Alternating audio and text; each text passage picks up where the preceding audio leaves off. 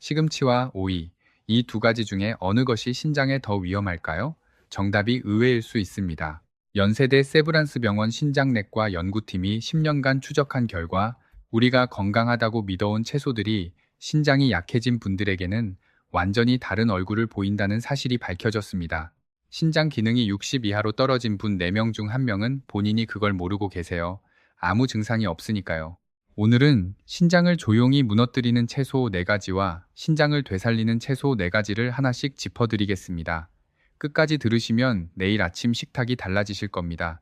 우리 몸 안에 주먹만 한 장기가 2개 있습니다. 바로 신장이에요. 하루 동안 이 신장이 걸러내는 피의 양이 무려 200리터 가까이 됩니다.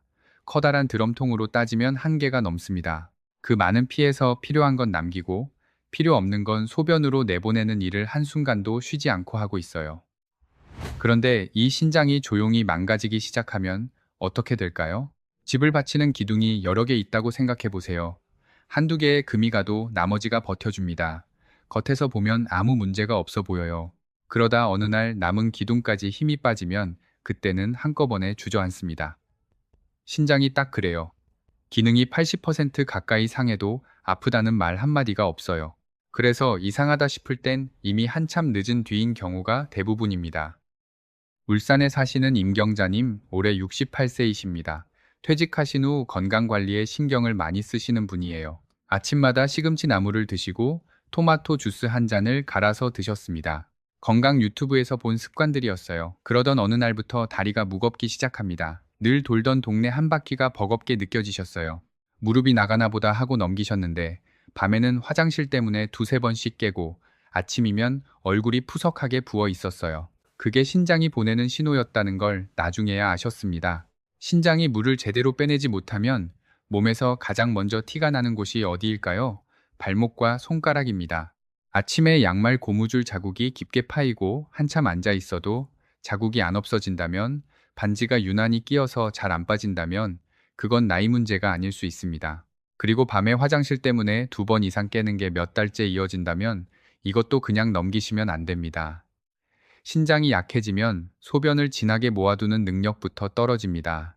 그래서 밤새 묽은 소변이 계속 만들어지고 화장실을 자꾸 들락거리게 되는 거예요. 자, 그러면 지금부터 신장을 무너뜨리는 채소부터 하나씩 알아보겠습니다. 첫 번째는 시금치입니다. 시금치가 몸에 좋다는 건 맞습니다. 철분도 많고 영양도 풍부하죠. 가격도 싸고 손질도 쉬워서 건강 챙기시는 분들이 제일 먼저 손을 뻗는 채소예요. 그런데 신장이 약해지기 시작하면 이 채소가 완전히 다른 얼굴을 보입니다. 시금치는 채소 중에서도 칼륨이 유난히 많습니다. 시금치 한 접시에 든 칼륨이 밥 한 공기의 10배가 넘습니다. 칼륨 자체가 나쁜 건 아니에요. 근육을 움직이고 심장을 뛰게 하는 꼭 필요한 성분입니다. 신장이 튼튼할 때는 남는 칼륨을 소변으로 척척 내보냅니다. 문제는 신장 기능이 떨어졌을 때예요. 드시는 양은 그대로인데 내보내는 쪽이 막히니까 피 속에 칼륨이 쌓이기 시작합니다. 그 다음이 진짜 무서운 부분입니다. 심장은 아주 약한 전기 신호를 받아서 규칙적으로 뜁니다. 그런데 피 속에 칼륨이 넘치면 그 신호가 흐트러져요. 처음에는 손끝이 저릿저릿하다가 다리에 힘이 풀리고 가슴이 쿵쿵거리면서 어지러워집니다. 그러다 더 심해지면 심장이 제멋대로 떨다가 멈춰버릴 수 있어요. 몸에 좋다고 매일 드신 나물 한 접시가 그렇게 심장을 멈춰 세울 수 있습니다. 시금치에는 칼륨 말고 하나가 더 있어요. 수산이라는 성분입니다. 이게 몸속에서 아주 단단한 알갱이가 되는데 신장 안에 쌓이면 돌이 됩니다. 옆구리가 찢어지는 듯한 통증으로 응급실에 실려가시는 분이 한둘이 아니에요. 시금치는 이 수산이 가장 많은 채소로 꼽힙니다. 그렇다면 시금치를 식탁에서 완전히 치워야 할까요? 아닙니다. 버리셔야 할 건 시금치가 아니라 시금치를 데친 물입니다. 칼륨은 물에 아주 잘 녹아요. 이 성질을 이용하면 됩니다. 먼저 잘게 썰어주세요. 통째로 담그면 겉만 빠지고 속은 그대로 남습니다. 잘게 썰수록 물에 닿는 면이 넓어져서 훨씬 많이 빠져요. 썬 시금치를 넉넉한 물에 담그세요. 재료보다 물이 10배쯤은 많아야 합니다.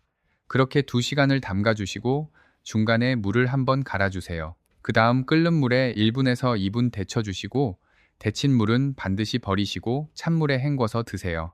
이렇게 손질하시면 칼륨이 절반 넘게 빠집니다. 절대 하지 말아야 할 게 하나 있습니다. 생으로 갈아서 마시는 거예요.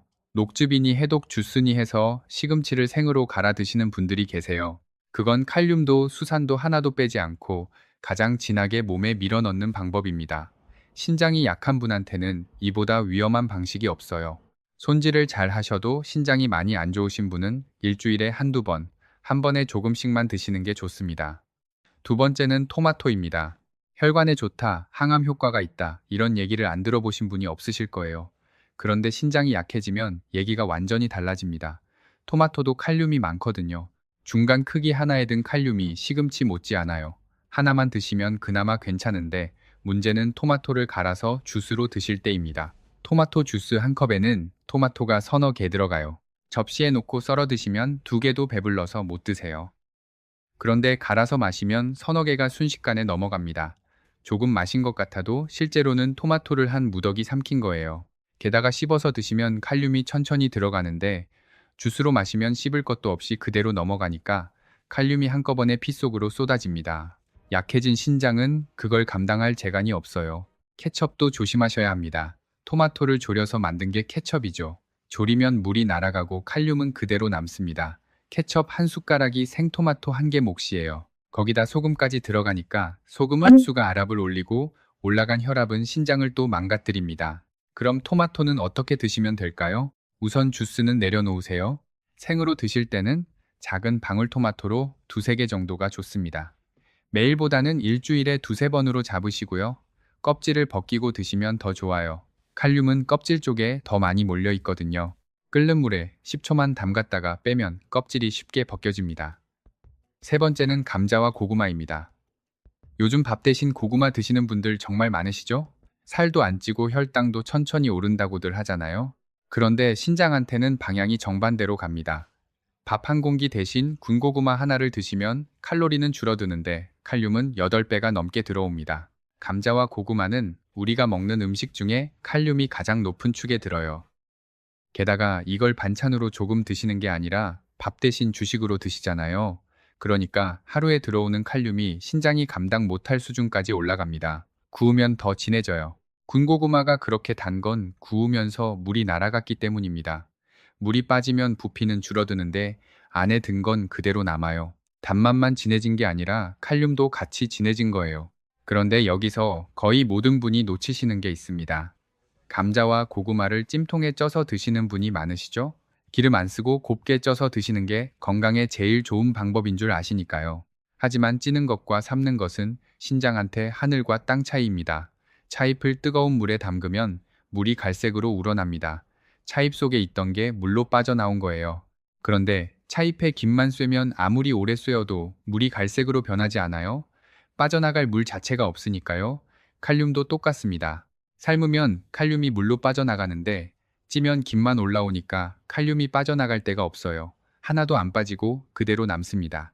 가장 건강한 방법이라고 믿었던 게 사실은 칼륨을 한 방울도 안 빼고 통째로 드시는 방법이었던 거예요. 전자레인지에 돌리는 것도 마찬가지입니다. 해결 방법은 간단합니다. 군고구마 대신 삶은 고구마로 바꾸세요. 감자든 고구마든 껍질을 벗기고 얇게 썰어서 찬물에 담갔다가 찌지 말고 삶으시면 됩니다. 이렇게만 하셔도 칼륨이 절반 가까이 빠져요. 더 확실하게 하시려면 한 번 삶은 물을 버리고 새물에 한 번 더 삶으시면 절반 넘게 빠집니다. 양은 한 번에 작은 감자 반 개 정도로 잡으시고 밥 대신 드시는 건 안 됩니다. 어쩌다 한 번 반찬처럼 곁들이는 정도로만 생각하세요. 그리고 하나 더 말씀드릴게요. 건강 생각해서 흰쌀밥을 현미나 잡곡으로 바꾸신 분들 많으시죠? 이건 조금 의외의 이야기일 수 있는데요. 현미와 잡곡은 껍질을 안 벗긴 곡식이라 칼륨이 높습니다. 신장이 약하신 분한테는 오히려 흰쌀밥이 현미보다 안전해요. 흰쌀은 칼륨이 아주 낮거든요. 그동안 몸에 좋은 줄 알고 드셨던 게 신장에는 부담이었던 거예요. 네 번째는 미역과 다시마입니다. 이 이야기를 하려면 창원에 사시는 박성주님 이야기를 해야 할 것 같아요. 올해 73세이신 분인데 아침마다 다시마를 우려낸 물을 주전자에 끓여놓고 물처럼 드셨습니다. 맹물은 밍밍해서 도저히 못 넘기시겠다는 거예요. 그게 5년째였어요. 언제부턴가 다리가 무겁습니다. 늘 돌던 저수지 한 바퀴가 버거워졌어요. 다리에 모래 주머니를 맨 것 같다고 하셨습니다. 무릎이 나가나 보다 하고 약국에서 관절약을 사서 드셨어요. 그래도 나아지질 않았습니다. 오히려 밤에 화장실 때문에 두세 번씩 깨기 시작했어요. 잠을 못 자니까 낮에 기운이 없고 기운이 없으니까 걷는 게 더 힘들어졌습니다. 그분 다리를 무겁게 만든 건 무릎이 아니었어요. 5년 동안 매일 아침 드시던 그 물, 다시마를 우려낸 물이었습니다. 미역과 다시마는 칼륨이 채소하고는 차원이 달라요. 다시마는 시금치보다도 2배가 넘습니다. 이렇게 진한 건 말렸기 때문이에요. 말리면 물기만 날아가고 안에 든 건 그대로 남아요. 부피는 쪼그라들었는데 내용물은 그대로니까 같은 무게로 치면 몇 배가 진해지는 겁니다. 그리고 칼륨은 물에 아주 잘 녹아요. 다시마를 물에 담가 우려내면 그 안에 있던 칼륨이 전부 물로 빠져나옵니다. 국물이 구수해지는 건 다시마 속에 있던 게 물로 나왔다는 뜻이에요. 맛만 나온 게 아니라 칼륨도 같이 나온 겁니다. 다시마를 건져서 버리고 칼륨만 남은 물을 5년 동안 매일 아침 드신 거예요. 그런데 문제가 하나 더 있었습니다. 무릎 아프다고 드신 관절약이 신장을 한 번 더 힘들게 했어요. 약국에서 파는 소염 진통제는 신장으로 가는 피를 줄입니다. 신장이 힘들어서 생긴 증상을 신장을 더 힘들게 하는 약으로 버텨오신 거죠. 무릎이 아프다, 허리가 아프다, 그럴 때마다 약국에서 진통제를 사서 드시는 분들이 많으세요. 하루 이틀은 괜찮은데 그게 몇 년씩 이어지면 신장이 계속 깎여 나갑니다. 박성주님은 동창 모임에서 알아채셨어요. 친구분 하나가 투석을 시작했다는 이야기를 들으셨는데 그 친구분의 처음 증상이 다리가 무겁고 밤에 자꾸 깨는 것 외에는 아무것도 없었다고 하더래요. 내 얘기가 그대로 나오니까 그 길로 검사를 받으셨습니다. 다행히 투석까지 갈 단계는 아니었어요. 조금만 늦었으면 어땠을지 모른다는 말을 들으셨습니다. 지금은 그냥 맹물을 드세요. 미역과 다시마 어떻게 드시면 될까요? 우선 다시마 우린 물, 다시마차, 다시마 가루, 다시마 환 이런 건 전부 칼륨을 물에 뽑아내서 그 물만 마시는 거예요. 내려놓으세요. 국물을 우려내실 때도 다시마는 10분 안에 건져내세요. 미역은 물에 오래 불려서 여러 번 헹구시고 불린 물은 버리세요. 미역국은 건더기만 드시고 국물은 남기시면 됩니다. 그리고 호박즙 이야기도 빼놓을 수가 없어요. 붓기 빼는데 좋다고 많이들 드시죠? 그런데 몸이 왜 붓는 건지 생각해 보셔야 합니다. 물을 못 빼내서 붓는 거예요. 물을 빼내는 게 신장이고요. 몸이 붓는다는 건 신장이 지금 힘에 부친다는 신호입니다. 그런데 오래 숙성된 호박은 칼륨이 많습니다. 게다가 호박즙은 호박을 여러 개 짜서 물을 뽑고 그걸 졸여서 진하게 만든 거예요. 졸이면 물이 날아가고 칼륨은 그대로 남습니다.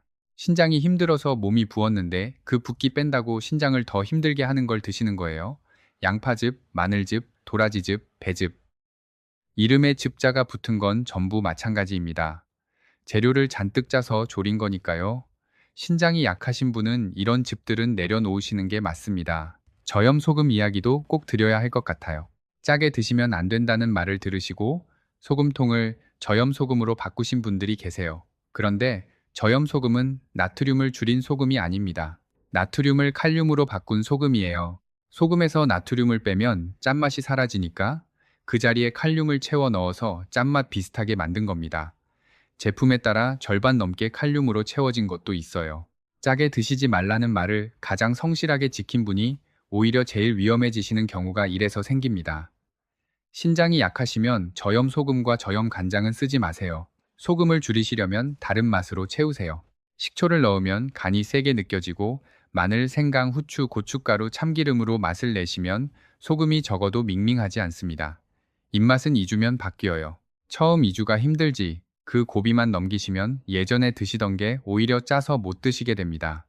자, 여기까지 신장을 망가뜨리는 채소 4가지를 말씀드렸습니다. 시금치, 토마토, 감자와 고구마, 미역과 다시마, 그리고 이것들을 손질하는 방법과 주의사항까지요. 그런데 나쁜 걸 없애는 것만으로는 부족합니다. 신장이 남은 기능이라도 편하게 일하려면 좋은 걸 채워 넣어야 해요. 지금부터는 신장을 지켜주는 채소 4가지를 알려드리겠습니다. 첫 번째는 오이입니다. 오이가 왜 신장에 좋냐면 이유가 아주 단순해요. 칼륨이 거의 없습니다. 지금까지 나온 채소 중에 가장 낮아요. 게다가 오이는 거의 물이라 한 개를 통째로 드셔도 몸에 들어오는 칼륨이 얼마 안 됩니다. 신장이 약해지신 분이 마음 놓고 드실 수 있는 채소가 많지 않은데 오이는 그 몇 안 되는 중 하나예요. 오이는 껍질을 벗기고 드시는 게 좋습니다. 오이는 껍질째 먹어야 좋다는 말 많이 들으셨을 거예요. 껍질에 영양이 있다고요? 그 말 자체는 맞습니다. 그런데 칼륨도 바로 그 껍질에 몰려 있어요. 식물은 대부분 껍질과 줄기 쪽에 칼륨이 집중되어 있습니다. 오이만 그런 게 아니라 감자도 당근도 고구마도 마찬가지예요. 그래서 신장이 약하시면 껍질을 벗기고 드시는 게 낫습니다. 오이는 하루에 한 개면 충분합니다.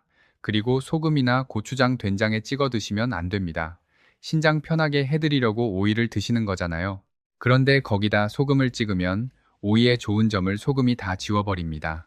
오이지나 오이장아찌, 오이피클도 오이라고 생각하시면 안 됩니다. 이건 소금물에 절인 거예요. 오이냉국도 조심하세요. 국물에 소금과 간장이 들어가니까 드시더라도 오이만 건져 드시고 국물은 남기세요.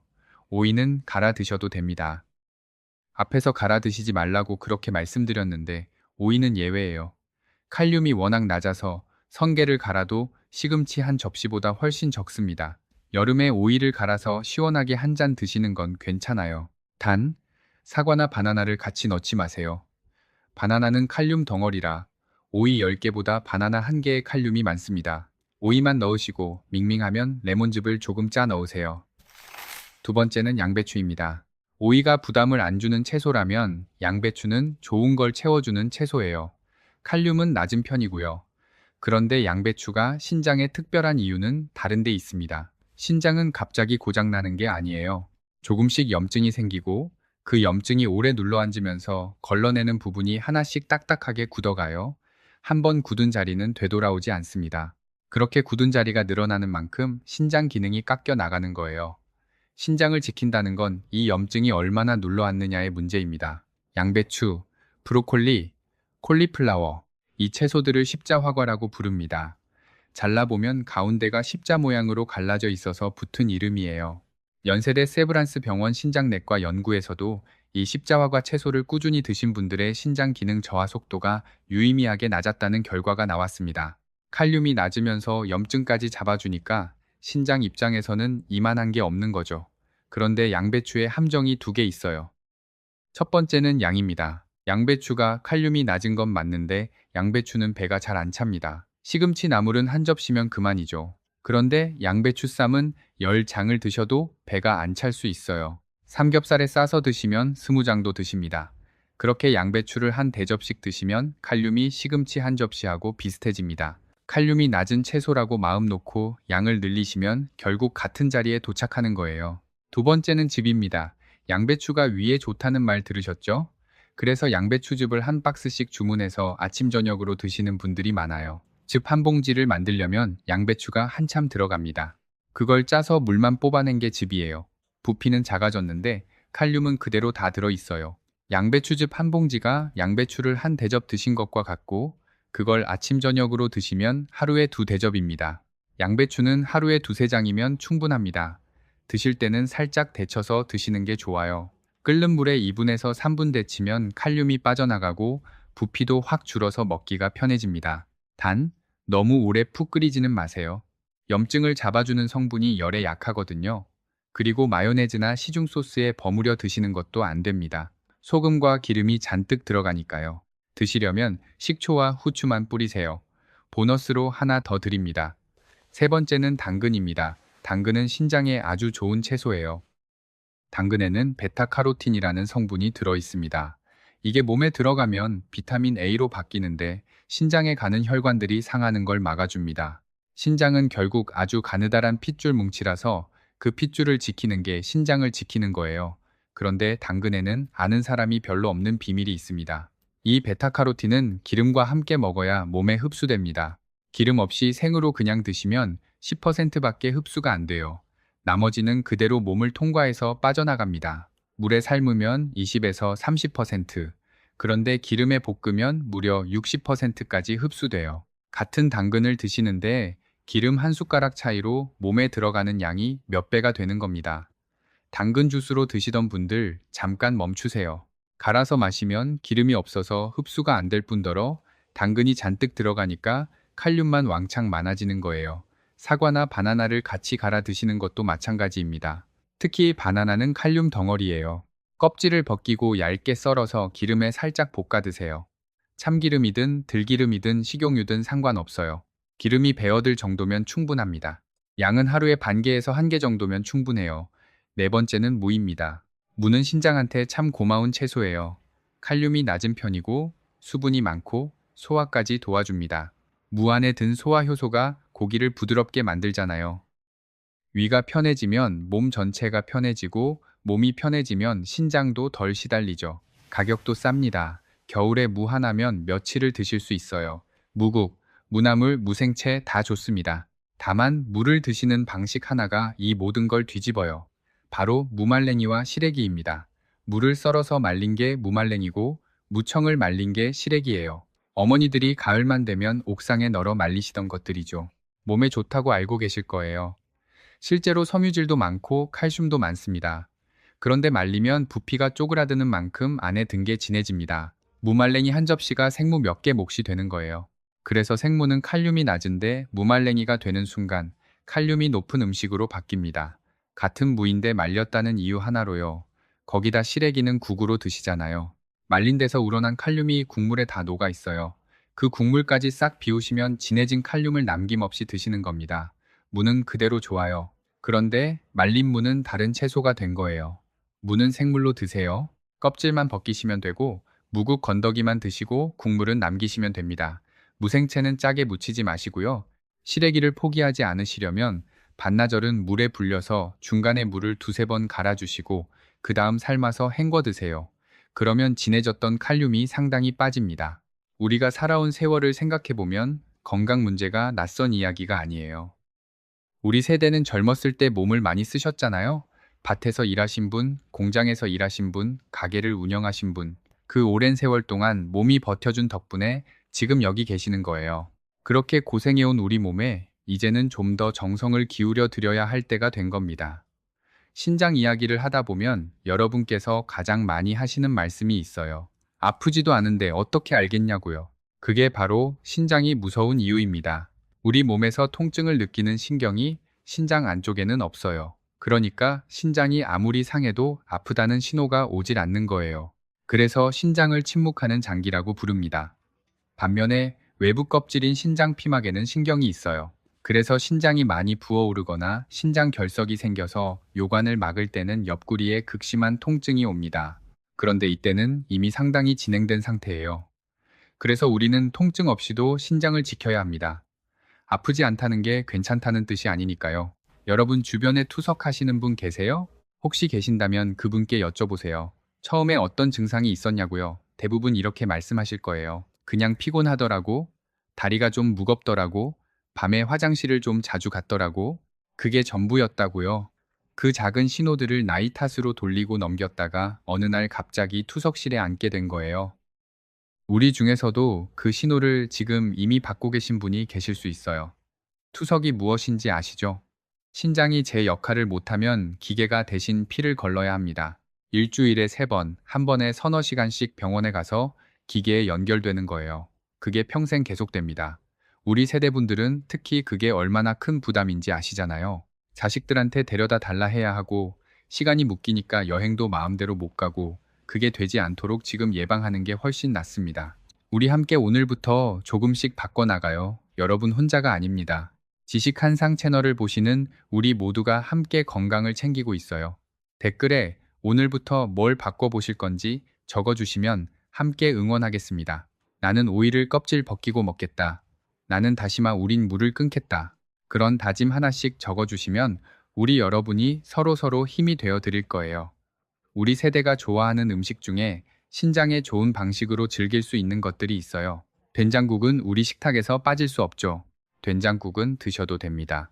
다만 짜게 끓이지 마시고 국물은 많이 드시지 마세요. 건더기 위주로 드시면 됩니다.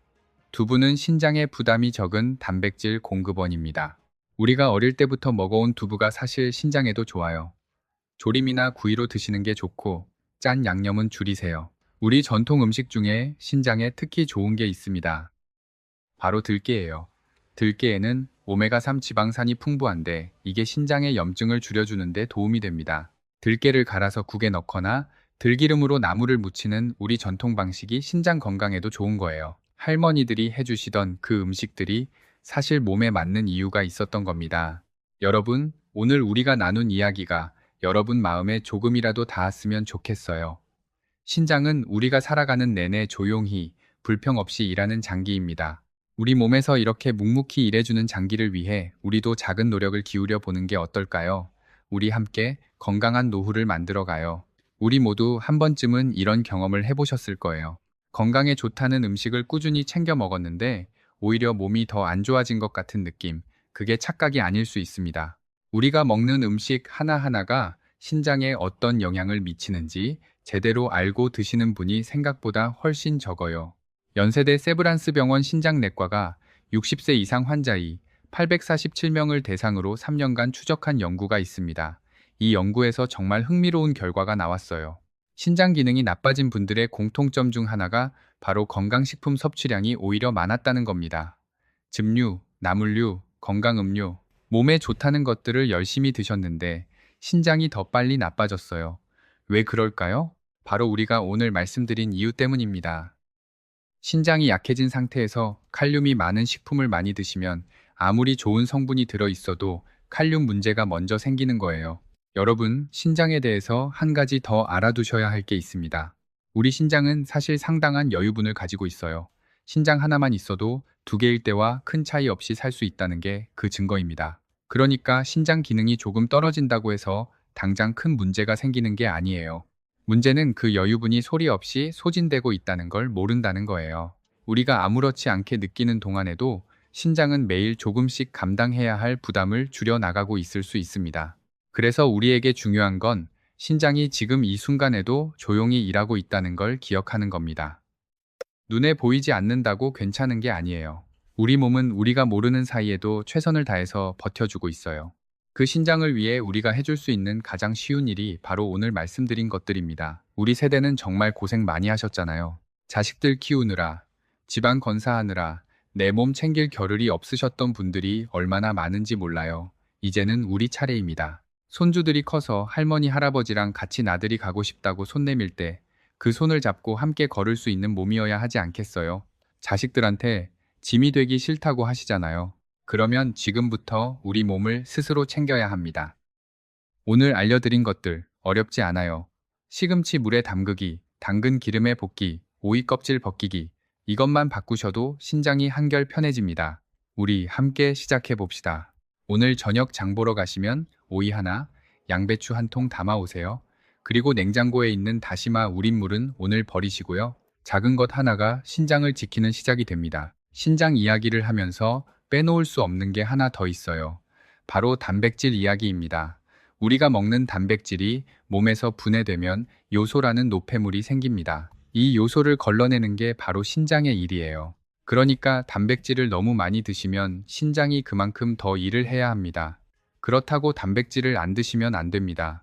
우리 나이가 되면 근육이 자연스럽게 빠지거든요. 근육이 빠지면 걷기도 힘들고 면역력도 떨어지고 넘어졌을 때 뼈가 부러지는 위험도 커집니다. 그래서 단백질은 드셔야 하는데 너무 많이 드시면 신장에 부담이 가고 너무 적게 드시면 근육이 빠집니다. 적당한 양이 중요한 거예요. 일반적으로 신장이 건강하신 분은 하루에 자기 몸무게 킬로그램당 1.2g 정도를 드시면 됩니다. 60kg이시면 하루에 단백질 72g이에요. 계란 하나에 단백질이 6g 정도 들어있으니까 계란으로 치면 12개 정도죠. 물론 계란만 드시는 게 아니니까 고기도 조금 드시고 두부도 드시고 생선도 드시고 하면 됩니다. 신장이 많이 나빠지신 분은 오히려 단백질을 조금 줄이셔야 합니다. 신장이 요소를 못 걸러내니까요. 이 경우는 의료진과 상의하시는 게 가장 좋습니다. 우리 지식한상 채널을 오래 보신 분들은 아실 거예요. 우리가 드리는 정보는 항상 과학적 근거에 바탕을 두고 있습니다. 그런데 우리 모두 개인 차이가 있어요. 내 몸 상태는 내 몸이 제일 잘 알고 전문가가 그 다음이에요. 오늘 말씀드린 내용이 일반적인 가이드가 될 수 있지만 본인의 신장 상태에 따라 달라질 수 있습니다. 정기적으로 건강검진을 받으시고 의심스러운 증상이 있으시면 반드시 전문의와 상담하세요. 국민건강보험공단 자료에 따르면 우리나라 60대 이상에서 만성 신장 질환 발생률이 10년 전에 비해 2.3배 이상 늘었습니다. 그런데 조기에 발견해서 관리하면 진행을 늦출 수 있어요. 신장은 한번 손상되면 돌아오지 않지만 남은 기능을 오래 유지하는 건 우리가 할 수 있는 일입니다. 우리 함께 건강한 식탁을 만들어 봅시다. 오늘 배우신 것 중에 하나만이라도 내일 아침부터 바꿔보세요. 시금치 드실 때 물에 담가두기, 오이 껍질 벗기기, 당근 기름에 볶기. 하나씩 바꿔 나가다 보면 어느새 신장이 훨씬 편해져 있을 거예요. 우리 세대가 가진 힘이 있습니다. 한번 마음먹으면 끝까지 해내는 힘이요. 오늘부터 그 힘으로 우리 신장을 지켜봅시다. 여러분, 자주 물어보시는 것 몇 가지만 짚어드리겠습니다. 여러분, 잠깐 질문 하나 드려도 될까요? 지금 이 순간 여러분 가족 중에 신장이 안 좋으신 분이 계세요? 아니면 혈압약을 오래 드신 분이 계세요? 당뇨를 오래 앓으신 분이 계신가요? 만약 그렇다면 오늘 이 영상을 그분들께 꼭 보여드리세요. 고혈압과 당뇨는 신장을 망가뜨리는 가장 흔한 원인입니다.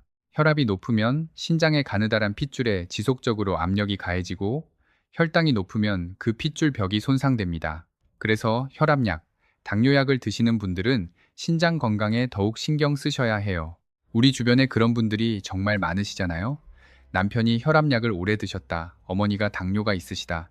그분들께 오늘 배우신 걸 나눠주세요. 우리가 아는 것을 나누는 게 가장 쉬운 사랑입니다. 여러분께 한 가지 더 당부드리고 싶어요. 신장이 나쁜지 확인하는 방법이 있다고 앞서 말씀드렸는데 집에서 하실 수 있는 것이 하나 더 있습니다. 소변 색깔을 보는 거예요. 건강한 신장은 소변이 옅은 노란색을 띱니다. 물을 충분히 드시면 거의 투명에 가깝고요. 그런데 소변이 탁하거나 갈색을 띠거나 거품이 많다면 그건 신장이 보내는 신호예요. 피가 섞여서 붉은빛이 돌거나 콜라처럼 어두운 색이라면 지체 없이 병원에 가셔야 합니다. 여러분 모두 건강한 소변 색깔이면 좋겠어요. 그러려면 오늘부터 우리가 배운 것들을 하나씩 실천해 나가야 합니다. 신장을 지키는 또 하나의 방법으로 수면 이야기도 드리고 싶어요. 우리가 잠을 자는 동안 신장도 쉽니다. 낮에는 심장이 혈액을 강하게 뿜어내니까 신장도 그만큼 일을 많이 하는데 밤에 누워서 자면 심장 부담이 줄고 신장도 덜 일합니다. 그래서 충분한 수면이 신장 건강에도 도움이 됩니다. 우리 세대에서 불면증이 많으신 건 여러 이유가 있겠지만 신장 건강을 위해서도 7시간에서 8시간의 수면을 목표로 해보세요. 그리고 걷기입니다. 여러분, 걷기가 신장에도 좋다는 사실 아셨나요? 걸으면 혈액순환이 좋아지고 혈압이 조절되고 혈당이 안정됩니다. 이 세 가지 모두 신장을 지켜주는 요소들이에요. 하루 30분, 집 주변을 천천히 걷는 것만으로도 신장에 큰 도움이 됩니다. 우리 함께 내일 아침부터 동네 한 바퀴 걸어봅시다. 여러분, 오늘 많은 이야기를 드렸죠? 이렇게 많은 걸 한꺼번에 다 바꾸려고 하지 마세요. 오늘 가장 마음에 남는 것 딱 하나만 고르세요. 그것부터 시작하시면 됩니다. 우리 삶이 한꺼번에 바뀌지 않듯이 건강도 하나씩 차근차근 바꿔나가는 거예요. 그렇게 하다 보면 어느 순간 우리 몸이 달라져 있을 거예요. 더 가볍고 더 활기차고 손주들과 함께 더 오래 웃을 수 있는 몸이 되어 있을 겁니다. 그럼 채소를 아예 안 먹는 게 낫지 않을까? 아닙니다. 절대 안 됩니다. 채소를 끊으면 섬유질이 사라지고 변비가 오고 혈압이 오릅니다. 혈압이 오르면 신장이 더 빨리 망가져요. 채소를 끊으시라는 게 아니라 종류를 고르고 양을 맞추고 손질을 하시라는 겁니다. 과일은 괜찮을까요? 사과, 배, 딸기, 감귤은 칼륨이 낮은 편이라 드셔도 됩니다. 그런데 바나나, 참외, 멜론, 키위는 높아요. 특히 바나나가 높습니다. 곶감이나 건포도처럼 말린 과일은 전부 진해요. 과일 주스도 안 됩니다. 오렌지 주스 한 잔에 오렌지가 서너 개 들어가니까요. 물은 얼마나 마셔야 할까요? 이건 사람마다 답이 정반대로 갈립니다. 신장이 아직 괜찮은 분은 물을 충분히 드시는 게 좋습니다. 하루에 1병 반에서 2병 정도 한 번에 몰아 드시지 말고 나눠서 드세요. 그런데 신장이 많이 나빠지셨거나 몸이 붓고 계신 분은 오히려 물을 줄이셔야 합니다. 신장이 물을 못 빼내는데 계속 마시면 몸에 물이 차고 심하면 폐까지 물이 차거든요. 다들 물 많이 마시라고 하니까 무조건 많이 드시는 분들이 계세요. 그런데 본인 상태를 모르고 그러시면 위험할 수 있습니다. 내 신장이 지금 어떤 상태인지 집에서 확인하는 방법이 있습니다. 3가지만 보세요. 첫째, 아침에 일어났을 때 얼굴이, 특히 눈 주위가 부어 있는 경우, 자고 일어났는데 얼굴이 푸석하게 부어서 낯설 때, 그건 신장이 밤새 물을 제대로 못 빼냈다는 신호일 수 있습니다. 둘째, 소변에 거품이 유난히 많고 잘 안 꺼지는 경우, 비누 거품처럼 조밀하게 생겨서 한참이 지나도 안 꺼질 때 신장에서 빠져나가면 안 되는 단백질이 새어나오고 있다는 뜻일 수 있습니다. 셋째, 밤에 소변 때문에 두세 번씩 깨는 게 몇 달째 이어지는 경우, 이 세 가지 중에 해당하시는 게 있으시면 그냥 넘기지 마시고 병원에서 피 검사와 소변 검사 한번 받아보세요. 큰 검사도 아니고 몇 분이면 끝납니다. 마지막으로 이것만은 꼭 말씀드리고 싶어요. 신장은 한번 나빠지면 예전으로 돌아오지 않습니다. 그런데 떨어지는 속도는 늦출 수 있어요. 지금 70세이시고 신장 나이가 60이라고 해볼게요. 앞으로 10년 동안 아무것도 안 하시면 80세가 되셨을 때 신장 나이도 70이 됩니다. 그런데 오늘부터 짜게 안 드시고 혈압을 잡으시고 오늘 말씀드린 채소들을 잘 골라서 드시면 10년 뒤에도 신장 나이는 60 그대로예요. 두 사람을 나란히 놓고 보면 신장 나이가 20살 차이가 나 있는 겁니다. 그대로 멈춰 세우는 것만으로 말이죠. 그리고 오늘 내내 칼륨이 위험하다고 말씀드렸는데 이건 신장이 약해지신 분들 이야기입니다. 신장이 건강한 분은 칼륨을 걱정할 필요가 없어요. 오히려 칼륨은 나트륨을 몸 밖으로 밀어내서 혈압을 낮춰줍니다. 신장만 튼튼하면 시금치도 토마토도 고구마도 다 좋은 음식이에요. 그런데 우리 중 4명 중 1명은 신장이 약해지고 있다는 걸 모르고 있습니다. 오늘 이야기 남일로 듣지 마시고 일단 나도 해당될 수 있다고 생각하고 돌아봐 주세요. 오늘 정리해 드릴게요. 신장을 무너뜨리는 채소, 시금치는 잘게 썰어 물에 담갔다가 데쳐서 드시고 생즙은 절대 안 됩니다. 토마토는 주스로 드시지 마시고 방울토마토 2~3개로 조금씩 드세요. 감자와 고구마는 찌지 말고 삶아서 드시고 밥 대신은 안 됩니다. 미역과 다시마는 국물은 남기시고 다시마 우린 물은 끊으세요. 신장을 지켜주는 채소, 오이는 껍질 벗겨 하루 1개, 소금 없이. 양배추는 살짝 데쳐서 2~3장, 즙은 안 됩니다. 당근은 기름에 볶아서 드세요. 갈면 안 됩니다. 무는 생물로 드시고 말린 것은 오래 불린 후 삶아서, 그리고 저염 소금과 각종 즙류는 내려놓으세요. 진짜 위험한 건 겉으로 보이지 않는 것들입니다. 도움이 되셨다면 좋아요와 구독 한 번씩 눌러주세요. 여러분과 함께 건강해지고 싶습니다. 건강 지키시고 행복하세요.